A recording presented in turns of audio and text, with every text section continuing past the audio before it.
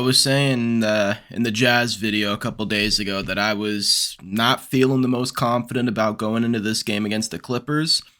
The Warriors the past season have not played well against this team.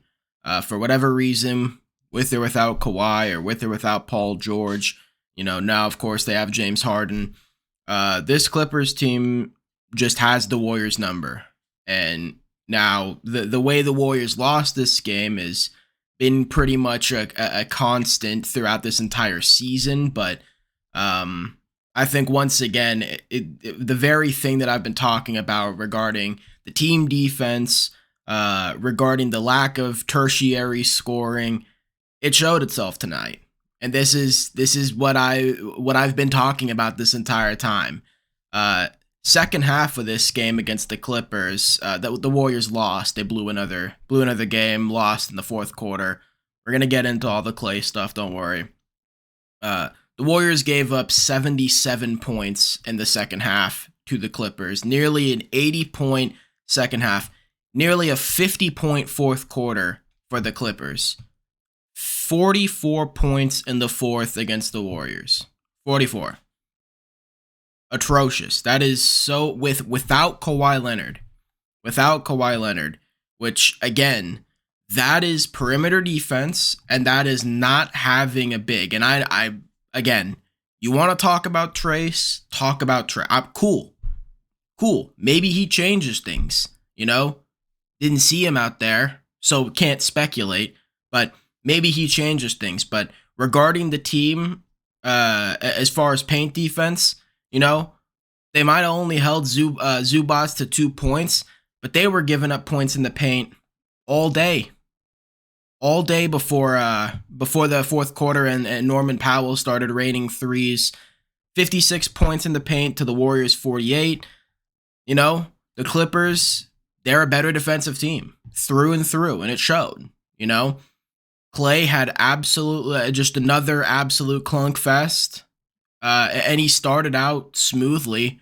Like, he wasn't shooting well, but he was making the right passes. He was making the right plays. He wasn't forcing anything. He was just moving the ball.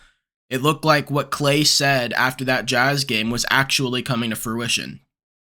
And then he started pressing because he wasn't making shots. And then he started letting off the gas defensively because he was getting frustrated. And then he was missing more shots and getting more frustrated and playing less defense. And then made that absolutely brain-dead blunder at the end of the game where the Warriors are down 3 with 39 seconds and he chooses to foul Russell Westbrook. Ridiculous. But the Warriors' defense was not good. It was not good in that fourth quarter. It was spectacular in the first 2 quarters. They ended the second quarter on a bad note. The Clippers finished the first half on an 8-0 run. But overall, the Warriors' defense in that first half was really, really solid. It was really, really solid. And I liked how they were playing. I liked how they were aggressive. They were going after loose balls. They were hustling a ton. The switches looked solid. They weren't giving guys open looks. They played great defense. In the second half of that game, man, polar opposite. We talked about in the few games the Warriors have played the Suns, the impact guys like Josh Okogie have on against the Warriors. Hustle guys, Guys, guards that can just fly in, get offensive rebounds, make the right pass out into the corner, make the right plays, attack the rim, get put back, stuff like that. Russell Westbrook is in that phase of his career. See, Russell Westbrook, unlike Klay Thompson, has accepted where he's at. Klay Thompson, I no longer want to hear I'm in a good place, I feel good. No, you don't, man. No, you don't. Dominic and I talked about it in the podcast, and at this point, I'm not even going to upload that Klay Thompson bit. There's just no point because, once again, it didn't happen. Sorry, there's like a hair on my nose. Klay is just, he's mentally, he's not there, man. He's not there. We know why. It sucks. I hate seeing guys have their careers essentially taken from them when they're not ready to enter another phase of their career. But Klay, he just seems to refuse to move forward and say, you know what? I'm not that guy anymore. I'm going to focus on doing some other stuff. and try and get better there. That way I can make more of an impact on the floor, and then maybe, just maybe, my offense might come along for the ride. He doesn't do that. Klay stays engaged for like 5-10 minutes, and then if he's not making shots, it's over. It's done. He's just going to shoot. The defense is going to fall. He's not going to rebound, not going to make the right plays. He just loses everything, you know? And I'm over it. I'm over it. I can't take it, man. I can't take it. Podziemski had a spectacular game. A spectacular game. Okay? In this one, sorry, I had the fourth quarter up. In this game, Brandon Podziemski, 25 points, 7 rebounds, 8 assists, and a steal, 9 of 12 from the field, 5 of 5 from 3. Guess what? Didn't finish that game. Klay Thompson did. Klay Thompson finished that game despite only 12 points, only 3 rebounds, only an assist, 4 of 14 from the field, 1 of 9 from 3, another absolute clunk fest. And he did not play very good defense. Again, started off the first quarter playing some solid defense, getting some strip steals, getting in the passing lanes, playing some good help defense on the bigs. But after his shots weren't falling, he disengaged. He just disengaged. And it's so childish, you know, and selfish. And again, there's the humanity of it sucks to see someone's prime get taken from them, but there's you have to accept where you are, man. There comes a point where you have to accept it, you know, because at some point you become a detriment, you know. And as much as we want to talk shit about Draymond and what he does on the court, his antics or whatnot, every time Draymond steps on the floor, the defense is rapidly better. The offense is rapidly better. The rebounding's better. The energy's better. When Klay's not playing well or when Klay's having his issues, the team looks bad because he's not doing his part defensively, and offensively, he might as well just be turning the ball over with the shots that he takes. Klay Thompson is not someone who's just taking open threes and they're just not falling. It's a bad day for Klay. No. Klay Thompson takes really tough shots. Klay Thompson takes a lot of pump fake shots, a lot of, fly by, one step, take the shot. He takes a lot of contested looks. He's not making his job easier, and I know teams still guard him like he's shooting 50% from 3 or something, but he needs to just make the right plays because he is becoming a genuine problem for the team, and it's ridiculous at this point. It's ridiculous, and, 29 and a half minutes for this level of play on a pretty consistent basis is just it's not viable for success. So you're not going to win giving him this many minutes, And I don't even know if we could blame Kerr. Sure. The Warriors fan base loves to just, it's all Kerr's fault, all that stuff. Sure. Go ahead. But at the end of the day, the front office needs to be the ones to say, you know what? You're not coming back. We can't do it. We can't do it anymore. Even giving you a reduced contract and telling you this is what it's going to look like. Even if you're playing 15 minutes a game, those 15 minutes might be an absolute detriment to the team. Again, Draymond, for all of his issues, still provides a whole lot of success for this team. Steph still provides a whole lot of success for this team. Andrew Wiggins, for as inconsistent as he can be, for as unaggressive as he can be, for as lackadaisical as he can be, he is still a successful player on this team. And when he's playing well, really helps things out. But Klay, good game, bad game, it doesn't matter. That guy is just like half there, half not, in his head, thinking about his career, not thinking about the team. And it's getting so frustrating because it's bleeding over into wins and losses more than I think any player's success or lack thereof is. And speaking of a guy like Andrew Wiggins, another rough night trying to score. Andrew, it's just we talk about the athleticism and using that to the best of his abilities, but there are games like this where I feel like the perimeter defense, again, first half, the dude was spectacular. He did a great job. You're still playing Paul George, and Paul George is a tough bucket getter. He's going to make a lot of crazy shots, and that's what happened. But Andrew Wiggins still played good defense in that first half.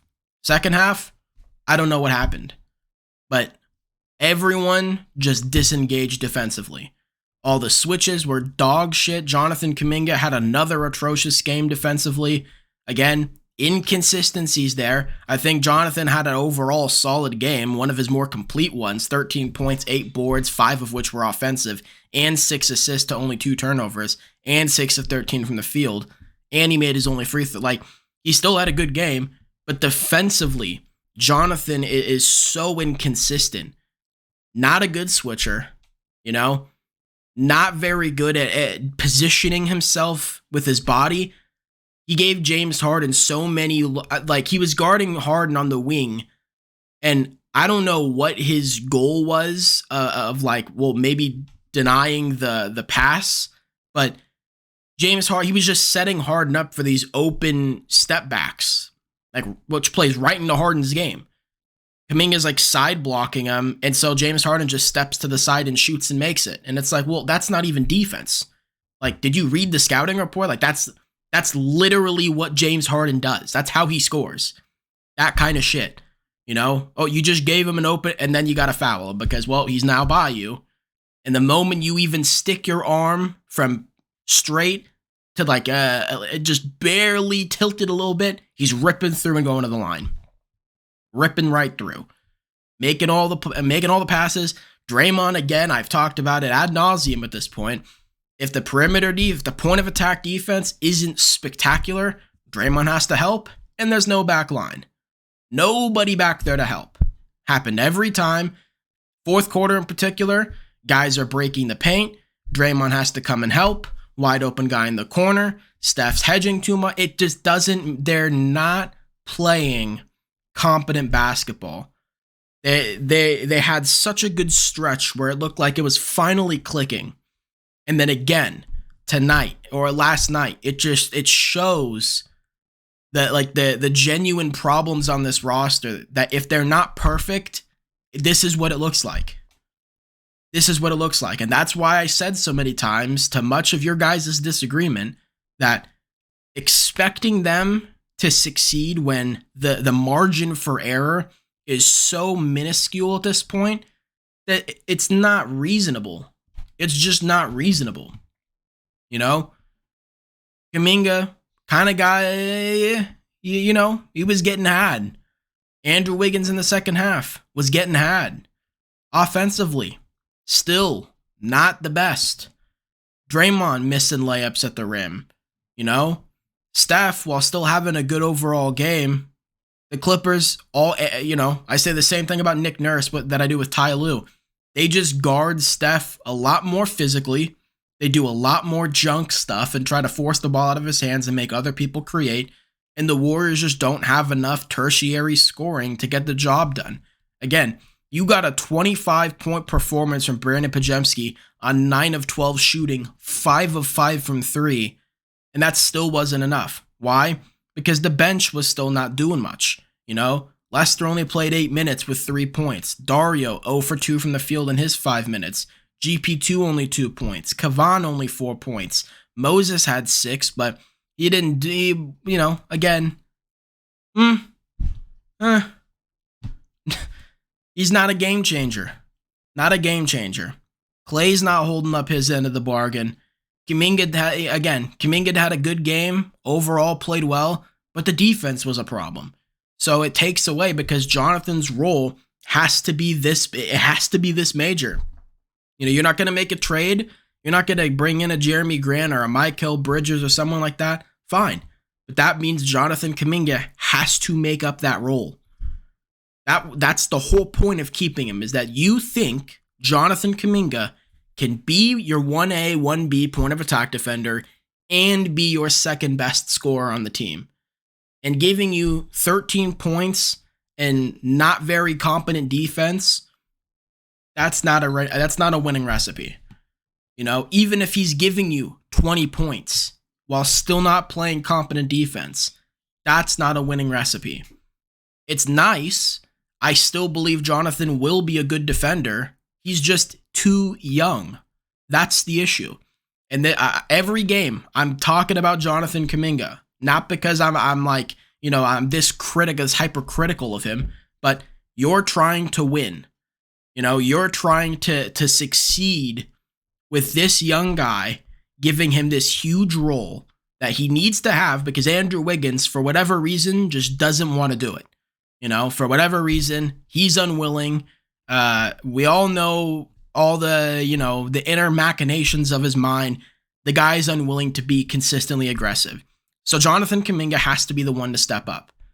And again, if he's giving you 13 points, even on decent efficiency, even while making nice plays and getting to the glass and, you know, overall having energy, if he's not playing elite defense and he's not giving you that consistent 20 plus, problem. That's a problem for this team. A 41-point performance from Steph, 25 off the bench for Podziemski, and the Warriors couldn't get the job done. Held to 45% shooting from the field, 38% from three. They missed 5 free throws. 4 of them were misses from Podziemski, who just has not had a good season at the free throw line. Getting out rebounded, you know, getting out, what do you call it?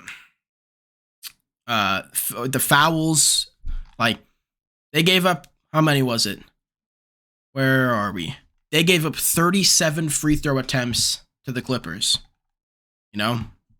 Counting the one where Clay, just for no fucking reason at all, just hacked Westbrook. Everyone on the bench was like, what are you doing? It made no sense. And as much as I have my problems with James Harden and my criticisms of him, at least credit to him for after the game going over to Clay and kind of like trying to cheer him up. You know, James Harden, one of the kings of having absolute blunders on the defensive end. You know, I'm sure he was like, hey man, been there. But like, just unacceptable from a veteran, you know? It would make sense if that was Kuminga, where it's like, oh, God, but he's a kid, so I get it. You know, I guess that's horrifying, and that's another just like terrifyingly bad loss, but he's a kid, so. But Klay Thompson should not be making those mistakes. You know, simply shouldn't. Again, got torched in the fourth quarter, nearly gave up 50 points. Norman Powell absolutely just, I think he had like 5 threes. All were essentially wide open. You know, Russell Westbrook was tormenting the Warriors in the second half. Finished the game with 5 boards, 4 offensive, extending possessions with 6 assists, 15 points. Like, they get had by guys like that, you know? The energy guys, the Warriors just don't know what to do. They gave up 13 to Zubats, 10 boards as well. Plumlee had 8, 6 boards as well. You know, both shot very efficiently from the field because, why? The Warriors don't have someone that can really guard the paint properly, especially if Draymond's having to go help elsewhere because guys aren't holding up their end of the bargain at the point of attack. You know, you can't do it against these guys. What the hell makes you think they're going to be able to succeed in a 7-game series against Jokic, AD, and LeBron? You know, what makes you think he's going to succeed in a series against Embiid, you know, or succeed in a series against Giannis and Brook Lopez, or in a 7-game series against, I don't know, you know, fuck it, 7-game series against Nurkic and KD again? Like, seriously, it's getting ridiculous. Like, they need a big. You want to say it's Trace, whatever, you know, fine. But he ain't playing, man. I don't know. He isn't playing. And I don't know how much he's changing things as a rookie. Year or 2 down the line, different story. But I want experience and I want consistency. And again, you're leaning into the young guys. You're not going to get that consistency. That's been my whole thing with Kuminga, is like he's blossoming in front of our eyes, but that's the thing to look out for, is how consistent is he going to be on both ends? And tonight was just the falling back into old habits. And, Steve Kerr was like, it's a one-off. It's not. This has been an all-season kind of thing. Frankly, a last couple seasons kind of thing. But, if they play the Jazz tonight, maybe they can reestablish and end the first half of the season on a good note, because this was an ugly one. This was an ugly one. No Kawhi Leonard, and you couldn't do it. You had multiple 10-plus point leads. You couldn't do it. Closed quarters horrifically. You couldn't do it. 80 points essentially in the second half. You couldn't do it, man.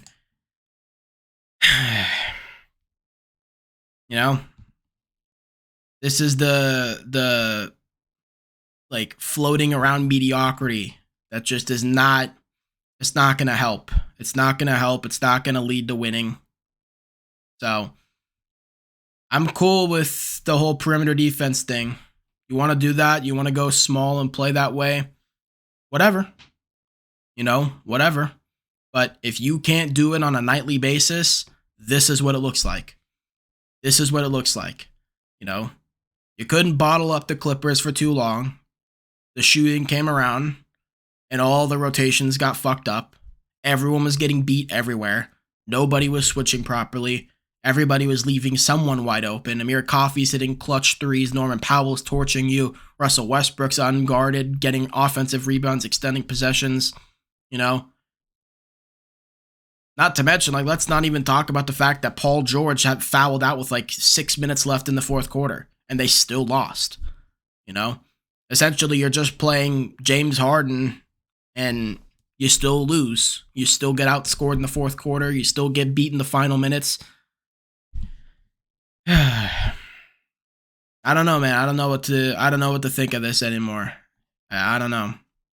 They're gonna do what they're gonna do, but it's just especially turnovers too. 9 turnovers. They actually held it together there. But still lost. So it's a rough one. It is a rough 1.5, and sure, there might be overreacting happening, but it's an all season long thing, and the Warriors were doing such a good job at avoiding those in the last couple weeks that to see them fall back into this kind of thing, it's not a good feeling. It's not a good feeling. It doesn't lend me too much confidence, and you're playing the Jazz, who you beat relatively handedly last time, and they're getting a rematch against you. It would not shock me after a performance like this if the Jazz, they squashed the Warriors here. Draymond talked about strongly walking into the All-Star break and not limping into it, but after tonight, they might be limping. They might not even be limping. They might be in a wheelchair heading into the All-Star break. So, yeah. If you're a Warriors fan, let me know what you think down below. All that good stuff, right? Check out that Wembanyama video if you want. Podcast, linked in the description. Check the playlist. Go have fun with that. Overall, leave a like, comment, and subscribe if you enjoyed the video. And there'll be a Warriors reaction after the game against the Jazz tonight, so be on the lookout for that. Yeah, other than that, peace.